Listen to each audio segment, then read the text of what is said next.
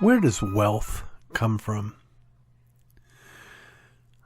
It's a shocking thing to me how we answer this question shapes the rest of our worldview, or even inversely, how much the rest of our worldview shapes how we answer this question. I have noticed that there is a tendency among those who believe that God created the world to lean in one direction and those who believe in evolution to another. And I think there's a simple reason for that.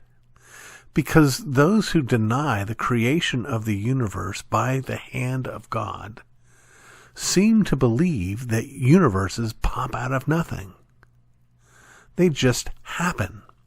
And they typically have the same view of wealth.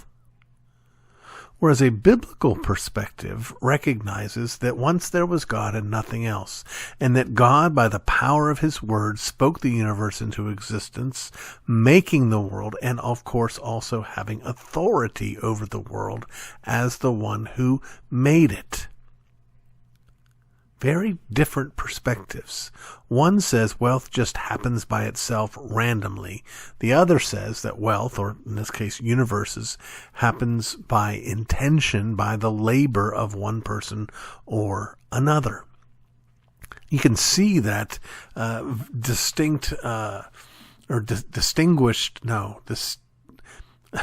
can see the two different perspectives when we talk about things like the wealth of the wealthy.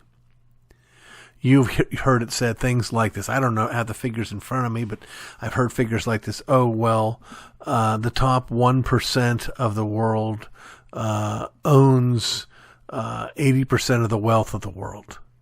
And we're all supposed to be aghast and appalled and think how terrible and mean and awful and selfish this 1% is and blah, blah, blah, blah, blah. But what if I told you this? What if I told you instead of 1% of the world owns 80% of the wealth of the world, what if I said 1% of the world creates 80% of the wealth of the world?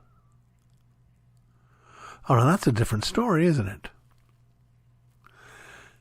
It's profoundly different story. If wealth is something that just happens, and I can see, I still don't believe in it, but I can see the perspective that says, well, let's divide it equally. But if some people produce more than others, why wouldn't the ones that produce more have more? I know that Marx posited as an ethical premise, from each according to his ability to each according to his needs.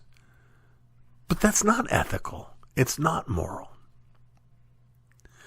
Well, wealth comes from work. But for it to be wealth, it has to be work that is valued. If I worked 16-hour days trying to build an automobile for my whole life, I can't come to the end of my life and say, well, someone needs to give me $1 million because I worked this hard, this long on this car, if the car doesn't run. The value in the car is dependent upon how the person who wants to buy it values it. So wealth, for it to be wealth, has to be something that someone values. That's first. Second, it has to be made. You start with raw materials. When God spoke to Adam and Eve in the garden, he said, be fruitful and multiply. Part of that idea of being fruitful is to take the dust and the dirt, to take the created order and remold it and reshape it. Look around the room you're in. I want you to look at the wood, look at the carpet, look at the drywall, everything in your room. Everything used to be dirt in one form or another. It might be sand that got turned into glass, or sand that got turned into computer chips. It might be dirt that fed the tree that became the wood on the furniture. It might be talc that got turned into drywall. It might be liquid dirt that got turned into oil, which got turned into plastic. All of it is just the stuff that the world was made of and that man, under God's authority, turned into useful stuff. Wealth comes from work.